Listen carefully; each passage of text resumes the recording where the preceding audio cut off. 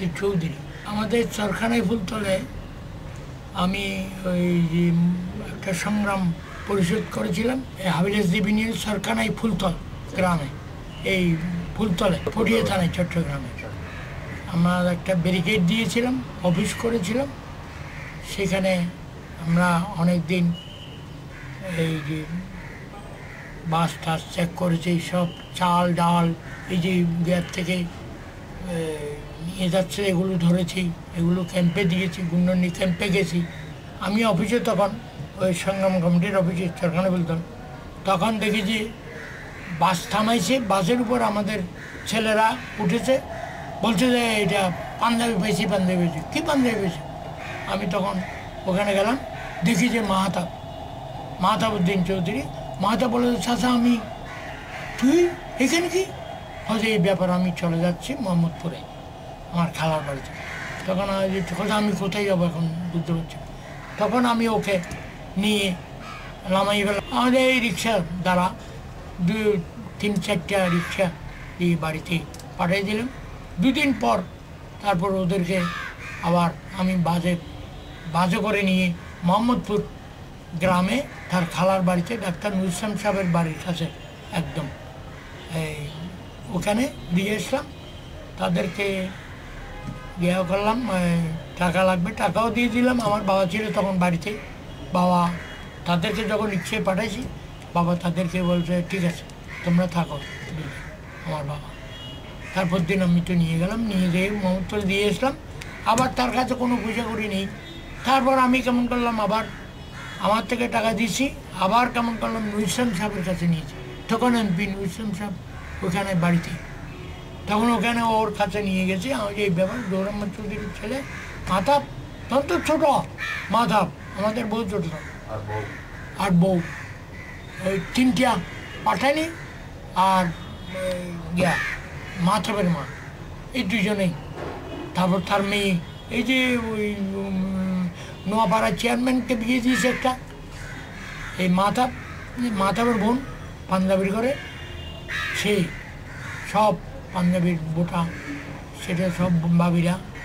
তারপর একদিন জিয়া রহমান বলছে যে আমরা যখন এরকম করে দাঁড়ায় রয়েছি রাত্রেবেলায় পাহাড়ে, তখন জিয়া রহমান সব এইখানে এসে আমাদের দমকা দিয়েছে। আমরা ওইভাবে রয়েছি, আমরা কয়েছি আর তোমাদের এখানে খালি গিয়া এখন গুলি করবো, কি করতে পারো দেখি। তখন আমরা হয় তোমাদের কিছু নেই। চলে গেলেন উনি পটিয়ার দিকে চলে। তারপর আমরা দেখি যে একদিন রাত্রে বারেক চেয়ারম্যান বলে, বারেক চেয়ারম্যান এসে সন্ধ্যায় ব্রিজটা পুড়ে দিল, কেরোসিন দিয়ে আমরা বাধা দিলাম। এখন পুরো না, আমাদের এখানে রেডিওতে অ্যানাউন্স হয়েছে, আমার যেখানে বাধা পাবে সেখানেই ইয়ে করবে, এই সব চালাই ফেলবে। এরকম হয় না, তাহলে তোমাদেরকে গুলি করবো, বারেক চেয়ারম্যানও বলে। আবার কেমন করলাম রাত্রে, আর কি করবো। তারপরে এসে আবার ক্যাম্পে চলে আসলাম, ক্যাম্পে এসে বসলাম। রাত্রি তখন সকালে যেতাম বাড়িতে। আবার আমরা এই দেখি যে 3-4 দিন পর বোম্বিং আরম্ভ হলো। তখন সেদিন আমার বাবাকে নিয়ে উলাইন গ্রামে গেলাম। উলাইন গ্রামে গিয়ে আমি চলে গেলাম আবার পটিয়াতে। আমার ওয়াইফ ছিল পটিয়াতে, আমার শ্বশুর বাড়িতে জোয়ারা গ্রামে। তখন আমার মাটা বাড়িতে সব নিয়ে উলাইন গ্রামে নিয়ে গেছে আমাদের শাসা একটা নুর ইসলাম মাঝি, সে আমাদের ওখানে নিয়ে গেল তাদের বাড়িতে।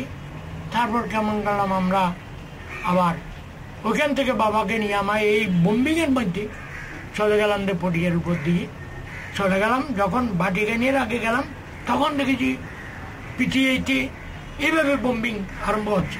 পিটিআইতে আমরা কেমন করছি, একদম ঘুমড়ে ওই মাটিতে পড়ে রয়েছি। তারপর একটা বুড়ি মুসলিম মেয়ে লোক মোটা করে, সে এসে বাবা আসা মা আমাকে বাঁচো। এও কেমন করছে, আমার উপর দিয়ে এমন করে রয়েছি, আমাকে নিচে রাখছে, আমার উপর দিয়ে সেই নিচে রয়েছে। এইরকম করে পটপট মারলো বোম্বিং করার পর তারপর চলে গেল। আমরা চলে গিয়ে বাটি কিনছিলাম একদিন তারপর দিন চলে গেলাম তো একদম সুচিয়া বড়মা জোয়ারা গ্রামে কিছুদিন রইলেন। তারপর ওখানে সেখানে রেড করলো, রেড করার পর আমরা ছিলাম না, তখন আমরা বড়ুয়ারে চলে গেলাম। ওই বদিল আলম সাহেবের বাড়ির পিছনে উকিল বদিল আলম সাহেব বড়ুয়াপাড়াতে ছিলাম কয়েকদিন। টাকার পর দেখি যে আমার শ্বশুরবাড়ি জোয়ারা গ্রামে রক্ষিত ফ্যামিলিতে ওইখানে লুটপাট হয়ে গেল। তারপর ওইখান থেকে আমার শ্বশুর এসে এগুলো 2000 থাকতো। আমার শ্বশুর ডাক্তার শরীন্দ্র কুমার রক্ষিত, সেই ওই যে কোম্পানি আছে সাতকানিয়ার কোম্পানি, সে বাঁচাইলো আমার শ্বশুরকে। তারপর আমরা জোয়ারার থেকে এই বদিল আলম সাহেবের বাড়িতে আসলাম। সেখানে আমরা ভাত খেয়েছি বদিল আলম সাহেবের বাড়িতে। তারপর আবার জোয়ারাতেও একদিন আমরা অলি সাহেবের আগের শ্বশুর বাড়িতে বদুরপাড়া গ্রামে ওখানে আমরা ভাত খেয়েছি, ওখানে আমাদের আশ্রয় দিয়েছিল। তারপর আমরা একদিন সকাল আমার দাদা আমার মার কাকা উনি গেল আমাদেরকে আনতে। আমরা ওখান থেকে খুব ভোরে একদম আমার ওয়াইফকে বোরকা পরাইয়া, তারপর আমরা ওই হাফ পাঞ্জাবি, আমি এখানে ফ্রেঞ্চ কাট দাড়ি রেখে হাফ পাঞ্জাবি লুঙ্গি পরে চলে আসলাম খুব ভোরে। এসে একদম চলে গেলাম উত্তর পশ্চিম গ্রামে, বলখালি থানা উত্তর পশ্চিম গ্রামে। সেখান থেকে উত্তর পশ্চিম গ্রামে আমাদের বাড়িতে গেলাম। বাড়ির থেকে আমরা ভোরবেলা চলে গেলাম উত্তর পশ্চিম গ্রাম। উত্তর পশ্চিম গ্রামে দিয়ে পার হয়ে পদুয়া হইয়া কলডাঙ্গা পার হইয়া পদুয়া হইয়া উদালবন্যা রাজারহাট এগুলো হয়ে সোজা রিজার্ভ পাহাড় সব পাহাড়। তারপর 5 দিন পরে গিয়ে দেখি যে বাজেতলং ক্যাম্পে আমাদের পুনন্দ দস্তিদার উনি মারা গেছে 5 দিন আগে। মে মাসের 5 তারিখ আমরা পৌঁছি। তখন চলে গেলাম ওখানে গিয়ে, তারপর চলে গেলাম একদম দেমাগিরিতে। ইন্ডিয়াতে দেমাগিরি গিয়েছিলাম। দেমাগিরি থেকে শিলচর লুংলে সেখানে খান সাহেব ছিল। খান সাহেব খুব আমার বাবার আগে আমার বাবার থেকে মাল নিত। খান সাহেব ফ্যামিলি ছিল দেমাগিরিতে, আমার বাবার থেকে মাল নিত। সেই খান সাহেব চাকরি করতো খান সাহেবের ঢাকা বাড়ি খান সাহেবের দোকানে। সে আমার বাবাকে বলছিল যে বাবা আমি দাদা সারা জীবন কি চাকরি করব, আমাকে কিছু মাল দাও। ঠিক আছে মাল নিয়ে যাও। তখন ব্রিটিশ আমলে বাবা 6000 টাকা পেত। আমরা যখন লুংলে গেলাম তখন আমার কাকা একটা বলছিল যে তুই দেখলি খান সাহেব বলে পরিচিত সোহরাবুদ্দিন খান, তার সেই বলছিল যে তার কাছে তো তুই পরিচয় দেস তোর বাবার নাম চন্দ্রলাল চৌধুরীর ছেলে, বললে তোকে কী করে এটা বুঝতে পারবি না। আমি যখন এরকম সেখানে গেলাম, আমি গ্রুপ সবের কমান্ড ছিলাম। ওখানে আমাকে ওই লুংলে হাই স্কুলে আমাদেরকে শেল্টার দিয়েছিল, গভর্নমেন্ট হাই স্কুলে।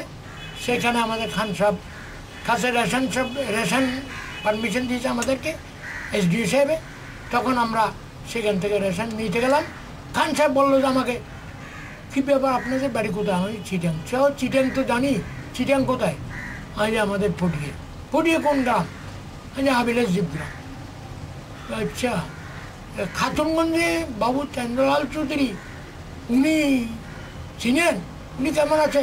তখন আমি একদম জয়ে গেলাম, আমার কান্না এসে গেল। তখন আমি আমার বাবা করে সে কানছে আমাকে বেড়াই দেব। তোমার বাবা কেমন আছে এটা বলবো, তোর বাবা কেমন আছে? আমি বাবা তো এই অবস্থা, আমরা কেন আনতে পারো নাই? পাঞ্জাবিরা তো মেরে ফেলবে। আমি জানতে পারিনি। তারপর আমাকে যেভাবে যত্ন সহকারে আমার ভাই, তারপর কিছুদিন পর আমার ভাইরা গেল, স্বপন চৌধুরী গেল, আরও অনেকেই গেল, কাজল গেল, অনেকেই গেল। সেখানে আমরা থাকলাম। থাকার পর ওখানে এমপি বাবু মিয়া, তারপর ওই আবু সালে দুজনেই গেল সার্কিট হাউসে। তারপর দিন আমাকে খান সাহেব বললো যে হয়তো সেই চিটাঙের ছেলে বললা, খান সাহেবকে বলছে ডিএসবি, উনি হয়তো আমার বাবু বলছিলাম যে বাবুর ছেলে, হয়তো আপনি চিনবেন দুইটা লোকের সাথে।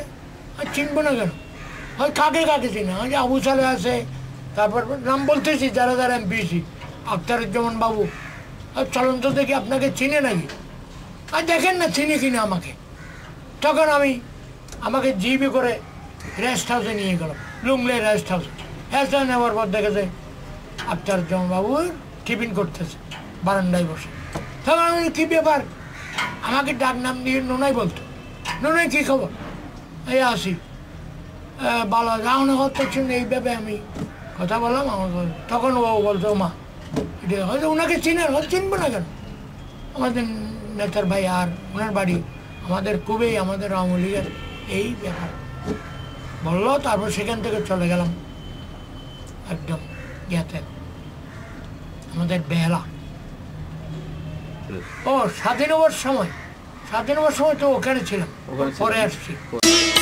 আমার হৃদয় রেখে যেতে চাই।